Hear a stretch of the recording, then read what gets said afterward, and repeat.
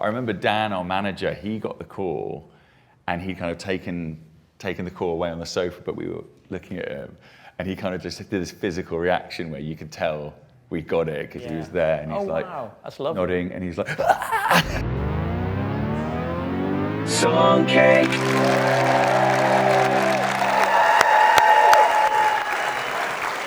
Good day to you.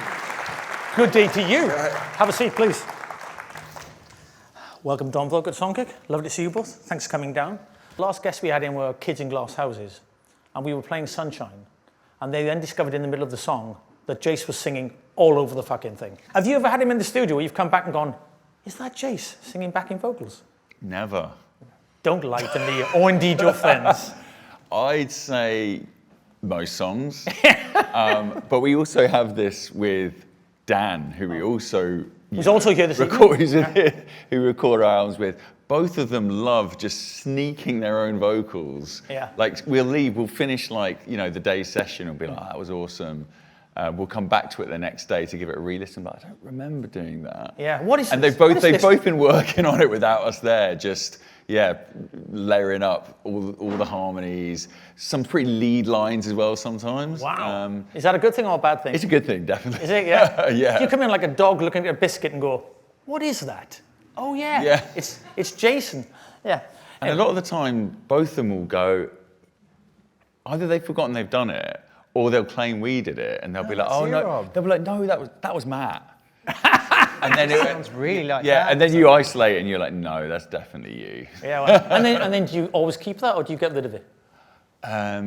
Should you not say out loud? We say we'll keep it, and then yeah. And then as soon as they've gone, you're like, "Fuck this." Yeah, no. Yeah. I think something that's awesome about you know just mixing in general is how you can. You know, we always try and sound like us, and I don't think we ever want, you know, unless it's like a guest feature. Yes. You don't want like the whole album being like, okay, well, this is Jason's album now, or this is Dan's album. He always says to me, "These are my albums." Yeah, That's well, exactly they what he says to are, me. Yeah, but yeah. I think you want, and there's something like the tonality of Jason's voice is amazing. I mean, like he's just got like such an iconic, you know, tone. And like, is iconic the word you're looking for? I say iconic. You know Jason when he's around. You know, well, or Adam. If Jason or Adam are in the building, you know they're in the building. Yeah. They have a very recognizable voice and singing voice too. And there's certain songs that like, you know, you just hear that in the stack and it just sounds amazing. It gives you like a lushness and a richness. And, you know, I think that's the thing we try and do with our own, you know, with me and Matt anyway. And then when you get a few stacks of vocals, and then again when Dan's doing tracks too, you know, to play with that in the mix and find interesting like levels is always fun. Damn, I went into that question hoping you would absolutely slate Jason. I got nowhere near there. I'm so upset. We always start by asking the guest, did you have a nickname in school? I think I've always been just a surname. It's always been Doyle or Dozzo. I never had a nickname, and then when I met Tom and Dan, and we did the first donbroco tour with Thomas band Proceed, I was given by, I'm pretty sure it was Brad. I think, yeah. Brad gave me the nickname off my surname Damiani, gave me the nickname Damage. And I was like, that's quite cool. Yes, That's I was great. like, I am down with this nickname. If people want to call me Damage, absolutely, yeah. So there was a couple of years where I just introduced myself as Damage to people. You should have updated and gone MC Damage. Yeah. No, you weren't Bobby for a long time. I wasn't Bobby. Yeah, I was Damage, and then Bobby Damage became a thing, and I was like, that does sound like an end of peer comedian, to be honest. So, ladies and gentlemen, would you give that for Bobby Damage? He'll now juggle. Is it like I'm saying that you did your first gig in school? Did you have a very forward-thinking school that donbroco were doing gigs there? We played, our first ever gig we were lower six, I think. We were either lower six or doing our GCSEs. I think we were doing our GCSEs and we played like the lower sixth ball. Oh, wow. What a night for those people. Yeah, and it was, I'd never been that nervous before, you know, I'd never been on stage before. And again, you're like, when we weren't playing to like our year group, we weren't playing to our friends, we were playing to like the year group above who didn't want us there. No, of course. Yeah, I mean, the year above you in school, they never spoke. Yeah, we did didn't. They? Really, that was the law. You might have played a couple of sport, you know, some like occasional games lesson with, but like again, like at their was it their Leavers ball or just a maybe it was a charity ball they arranged, but most the guy who booked it loved music and he was like, I'll give you a gig. Yeah. But most people did not want us there. So again, you know, you're playing to pretty much empty room, but it was still very nerve-wracking, yeah. And for that sort of set, I imagine you did like 2 hours of your best of. Did you do like covers or what did you do? Yeah, I love hearing what covers bands did when they were young. But yeah, we would have done a Bloodhound Gang song, well pretty done. sure. Yeah. We would have played an Incubus song. I think we played a Blink song, probably a Rage Against the Machine song. Wow. Lit. Oh, what, Lit? My Own Worst Enemy? I bet it was. Yes, yeah. Thank you. I think there's a Busted song we threw in as well, yeah. Busted song? Yeah. They've got money in this. Shh. Matt's a friend of the show. Bless, God love Matt, God love him. So when you sort of met each other, obviously you met each other in your teens, what do you to each other as personalities, as musicians as well, but as people? I'm always fascinated by how bands first kind of connect as people first before they become bands. Were you always friends in school? Or? Well, because me and Tom met on our first tour. So yeah, we didn't meet at school. So yeah, me, Matt and Si went to school together. Yes. But it's interesting, like the parallels between our two different bands, because yeah, we were both, you know, school friends first, bands at school. And yeah, I guess like music is a big thing that, you know, draws you together. You know, I think we were already friends at school kind of through just hanging out, but I think it was definitely our like love of like, you know, alternative music where we'd be, you know, me, Matt and Si would be, you know, every break time we'd be going to like, you know, finding just you know, the music school we had a few random rooms that they didn't mind us going in. We'd just be playing acoustic guitar, just singing, you know, and just trying to come up with stuff and doing that. And obviously spending a lot of time doing that and thinking and going to gigs and thinking this would be cool. That, you know, that is then spending time outside of school just practicing to, you know, without any shows in mind, but just having band practice. But just being in a band, yeah. Just being in a band was fun, yeah. And girls like it, it's fine. I mean, you think that. I know, but they don't. Yeah. I know. They do now, but they didn't then. That's a draw at the start, and then you realise, like, there's zero correlation. Yeah, that never kind of Trying to happens, get a girlfriend to be in a band, yeah. So did you grow up in musical households? Were your parents always playing music? Were you in the environment growing up? Was there a lot of that Definitely going on? music lovers. Yeah. Not like performers, I wouldn't say, but yeah, loved music. Yeah. My dad would always be playing Bruce Springsteen and stuff like that. Oh, Every great. car journey. Yeah. So. It's good. It's a good standing, isn't it, I think, as well. We had Wolfgang Van Halen on the show, and I stupidly said to him, did you grow up in a musical household? And he's like, my dad's Eddie Van Halen. You're one of those bands who you were kind of just sort of, before streaming, but it was kind of Napster, LimeWire, that kind of thing. So where were you finding your music in those places? Yeah, I mean, I remember like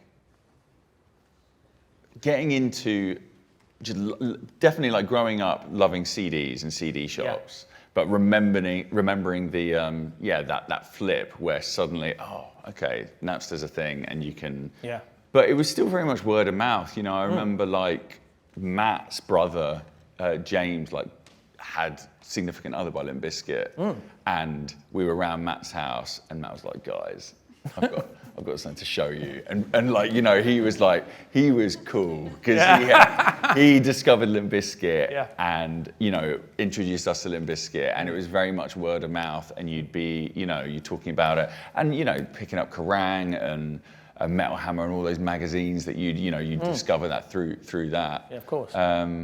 And yeah, just like, I think, you know, it was very much like you go to shows, like the great thing about Bedford is it isn't that far from London. Yes, exactly, so, you know, it's not, you can just jump on a train and get to shows. Yeah. And, you know, we'd go to the Astoria all the time and Brixton. Oh, I love the Astoria, yeah. Well, I think you and I were at the same gig. We didn't wave or anything, but you were talking about System of a Down, Toxicity at Brixton Academy. I was at that show too. You've spoken about that before. It was kind of a pivotal show for you. Yeah, well, it was a show that like I hated that show.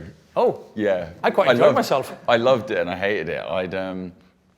I was really stupid, and like I'd met with my friends. We'd had this 2-day, like, I play this really geeky card game. Go on. That doesn't exist. You're amongst friends. Look at them. I play this card game with my friends called Doomtown, which has not been around for years, but it's like it can be like 48-hour stint of playing this game. Hold on, is this code for cocaine? I wish it was like cool.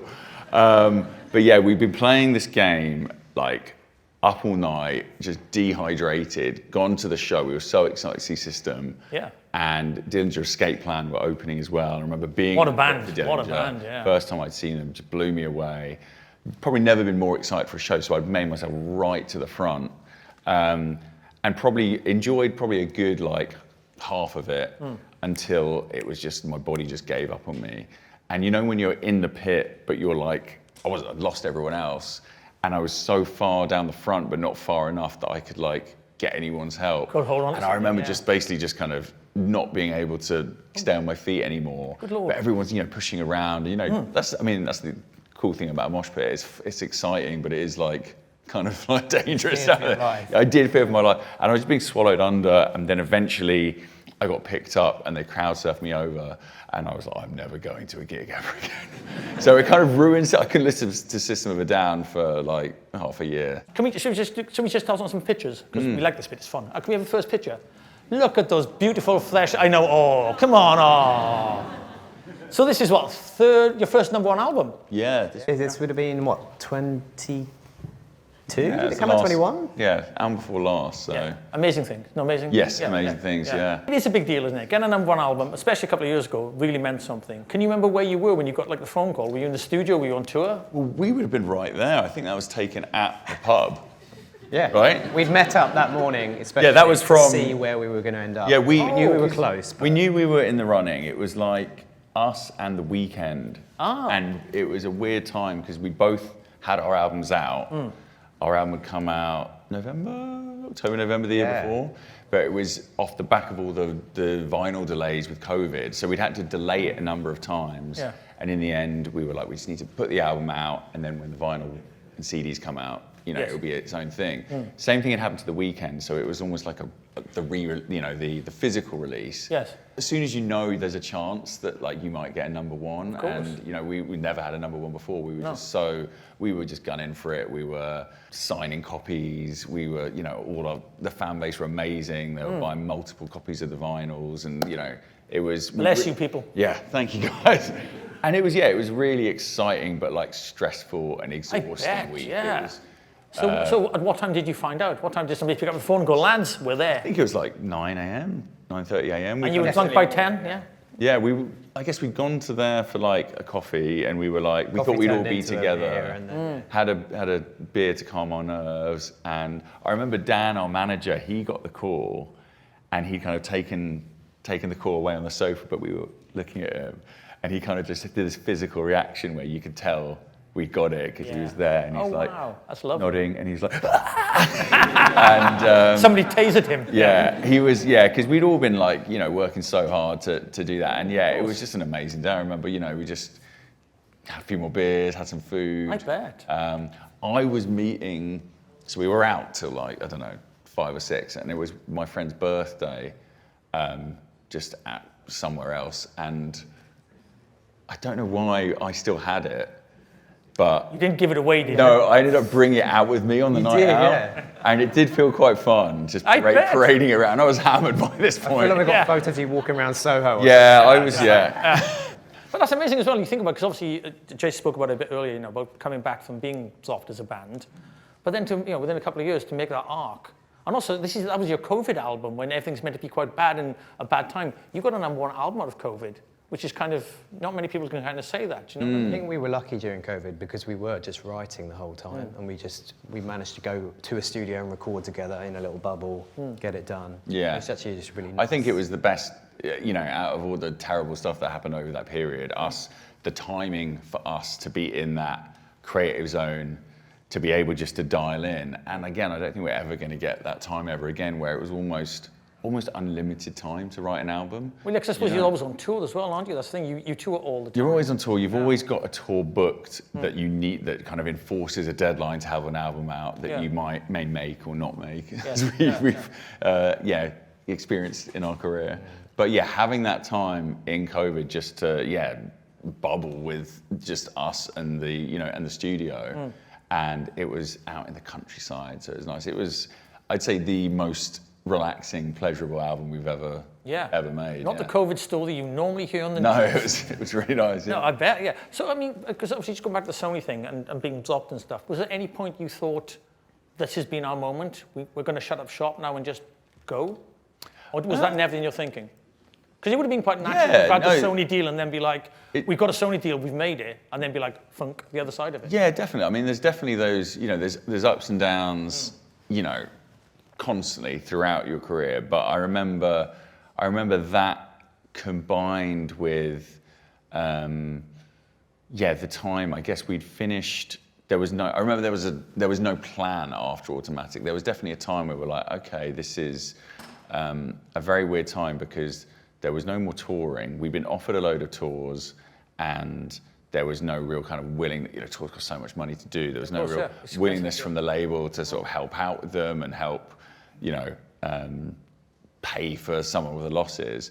And it was also at a time when radio was so important. Yes, of course. And I remember, probably stupidly, me going up to our radio plugger at the Brit Awards. And it was the first time we didn't go to the Brit Awards where we were at an after party. Yeah, it was with the label. It was a Brit Awards after party, and it was the first time we'd ever been to anything like that. And it was like really fun and exciting. And we were kind of still in excited mode. The album had kind of just come out, I think. Yeah, I think so. Just come out. They're still working some singles. They're still working some singles. And I remember having a few drinks, talking. It seems to be a theme with you. Yeah, I feel like you shouldn't be making any decisions after that.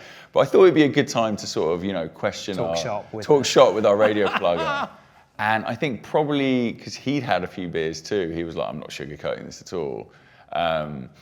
And I asked him how it was going at radio, and we were really excited about our song Nerve, which was, I think, I'd say it's probably one of, if not the best song off our record, Automatic. And we had a lot of high hopes for it, and he was like, yeah, it's not happening. He was like, kind of give up. It was basically like, give up now. Thanks. Give up now. I was like, any plans for anything in the future? And he was like, nah. It was kind of, without saying it, was like, you're done. Like you. That's cool. And I think, thinking I was just making small talk with him to turn into that, it was like a crazy, Your car went into the wall. Yeah, and I was just like, well, this is real my night now. Where is this, can I ask? Would that have been? This is Wembley. That is Wembley, yeah. Yeah. The sheep holding you up. Yeah. That's amazing. To be in that place, again, after what we were just talking about, going from the plugger going, you lads, get out of my sight, to being in this must be such an emotional moment for you. Do you know what song that was when you were That would have been probably Everybody, I think. Yeah. And can I ask, Jace, I didn't know this, you play mosh pit badminton?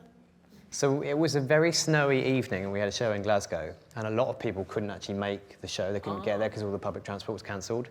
So we had essentially not an empty arena, but like much fewer people than we would have had.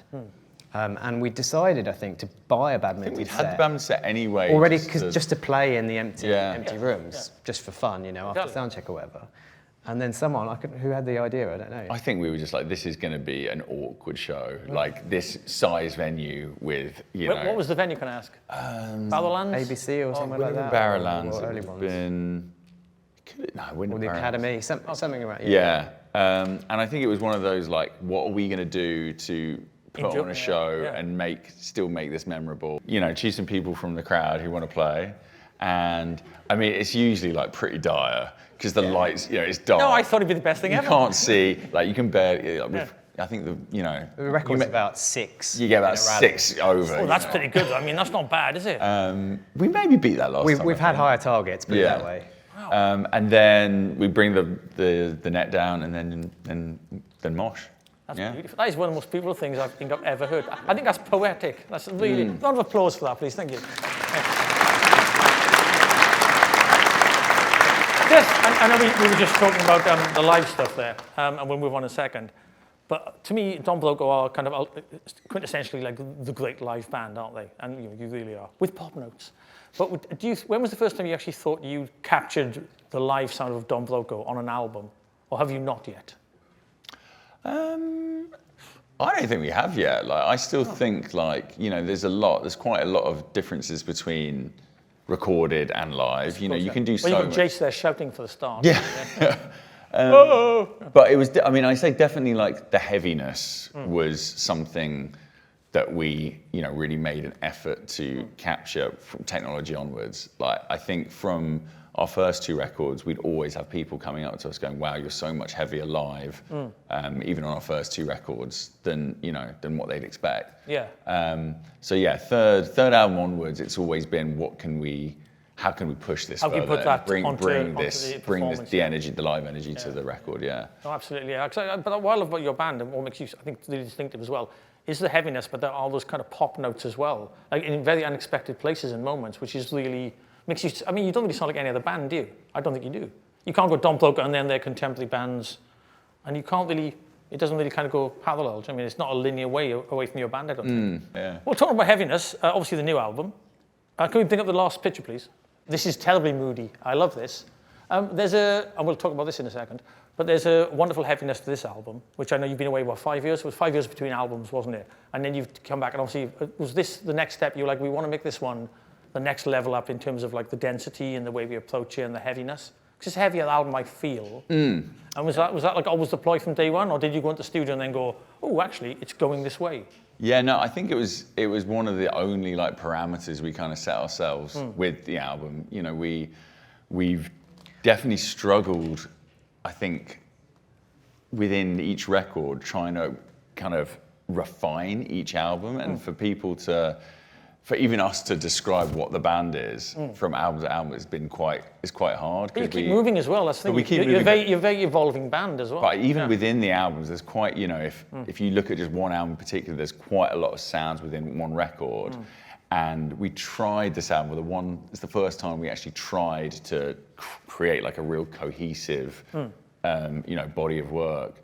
And it was still really hard. So the one thing that we could stick to was like, we'll just pick all the heavy songs. Yeah. So we still wrote quite a lot of like, I guess more melodic, traditional donbroco stuff. Yes. But those songs just ended up not feeling right for this album. Yeah. So we'll save those for later. And I'm just staying with the new album because obviously we just this video. But the artwork, what's the name of the artist who painted the cover? Barbara Cabell. Yeah, Cabell. That's it. Yeah. I love that cover. I think it absolutely matches the tone of the album as well. It's almost like a black figure. I can't remember if it was 2 figures hugging or if it was one figure kind of hugging itself, if you know what I mean. Can you tell me a little bit about her and the importance of kind of using that kind of artwork in that way? Yeah. She's an artist, we just discovered on Instagram just through, talking to our label and finding someone who could bring something quite creative but kind of keeping it quite monochromatic, and as a kind of, I guess, a reaction to our last record, which was really colourful. And yeah, we kind of spoke about this, we've spoken about this before, but amazing things written over COVID while still things felt kind of, we were going through a tough time, but things still felt kind of hopeful. Yes. This album has come from a place where things aren't quite as hopeful. They kind of feel more realistic, I'd say. Yes. And, well, Nightmare Tipping itself, the song, is quite, it's I don't say negative, but there's a certain darkness, I think, to that song. Yeah. And we just, it's one of those, things that I think every band has done in their career, but we've never had a black and white album cover before. So we wanted to do that, but do something that had a bit more depth to it. And this artist, she like prints everything on wood and then basically gets the ink on it and then puts it onto paper. So it's all very tactile. It's all the sort of, mistakes that are in there and kind of, kind of a flawed piece almost. Totally, yeah. It's very like whatever she makes on the day that's what it ends up being. We thought that was really cool. And she designed like 15, 16 different pieces, and then we could pick a few that kind of felt right for the album. And it was great. No, it's great. I love the album. I think the artwork, sometimes you get albums where the synergy between the artwork and the music is absolutely aligned, and I think that's definitely the case with this album. So we're going to move on to a thing called Show and Tell, where we ask the guest to bring something in. Have you brought something in? I know you've got a video, and my contact lens almost came out when I watched it. It was amazing. So we're going to sort of show a bit of the video now, I think, yes, and then we'll talk about the poster that goes along with it. Look at the lads fighting. Have him, get him! Give him a thump. You're done. Oh, there you go. Wearing football. See, so I was on a train can you imagine? I think you better explain to these people and myself what is actually going on here. Have you got the song? I think this is all Simon Delaney's animation as well. Did I do this? I think so, yeah. So this goes on for about, 2 hours, or it just feels like that. And there's fighting, and they're singing, and they're dancing in a flat. It's beautiful. I mean, it really is. I think we're two football teams here. Yeah, And you're one of the fighting. football teams is donbroco, and the other football team is Proceed. Who was on the tour with you, Yeah. yes. And I think we're fighting because, well, Because you can. Fighting. You're young men. I mean, this was Two separate teams. 2009, yes? but it all comes around the tour that we'd arranged together, our kind of first ever proper tour. Yes. I say proper tour in kind of, you know, it wasn't that proper. But Who won the fight, by the way? As a Welshman, I have to ask. it might have been donbroco, to be honest. I think feel like I was don't in. seem I think someone put me in a headlock. Someone I was in the Did other they? team at that Anyway, so point, let's have a look at so- let's have a look at the poster. So this was the poster. So this appears obviously at the end of the video. Yeah, so this is we've all got one of these. Ah, nice. And this was our first ever tour. And this was the first time, like, we'd met playing random shows in Yeah. Hitchin and Luton and... Back then as well, when you tried to get gigs, it was always like, you speak to another band, have you got a promoter in like Glasgow, Oh, of Aberdeen, course, yeah. wherever? Yeah. And you share that knowledge in order Yeah, to the kind try of and get the a gig DIY in a pub aspect of with the no- kind of I think Yeah. like between, I wonder if we could remember, like me and Tom booked this between us, Oh, where wow. we were like working out, okay, I think I know someone from here, I can get us a gig here. So you were just banging the phones yourselves? Yeah, yeah. Fantastic. What I love about it though is that there's so many like asterisks, like Proceed only, donbroco only, 'cause we couldn't get the other band on the gig because they didn't know them or something Oh, like I that. see. Wow. And I love this one as well, venue TBC in Edinburgh. I think we didn't get a show that day. Is that when you It's played on the badminton? poster. Yeah. It makes it even, I guess. Well, but- I remember this leg when we got up to Scotland ended up being, so we weren't on that show. Aberdeen was far to go for not have a gig. And then I think like a couple of the ones around it got cancelled as well. Yeah. So we just had like a week off in Scotland. which is great. I was going to say, yeah, lovely. And that was a notorious show where one of the support bands was bashing a microphone against that his Sunderland? head. Do you remember in Sunderland? Do you remember that? He ended up coming off stage with a bleeding head because he Like an was Iggy Pop smashing the thing. grill against. Yeah. Yeah. But like, you know. And now he's in five donbroco. people, But There yeah. wasn't anyone there to like impress. But But yeah, this was, again, that video was like, I don't think it was planned. I love the fighting. It was a spur of the moment. We basically met up for the photo shoot course. to do the tour. Yeah. And that's when, I mean, we knew Dan produced, but we didn't know, I didn't think we really knew. We knew he produced, you know, you guys, but he was like, my studio's just around the corner. We should go and do a tour song. And then we just all went back to a studio, recorded this song, made this video. Had a fight. Yeah. And I still think we haven't actually played the song yet. I think one day we've got to play that live. bring it out. You absolutely, if you've not seen it, I think it's on YouTube, isn't it? It's on YouTube, yeah. You've got to watch it, it'll change your life. donbroco. Thanks, John.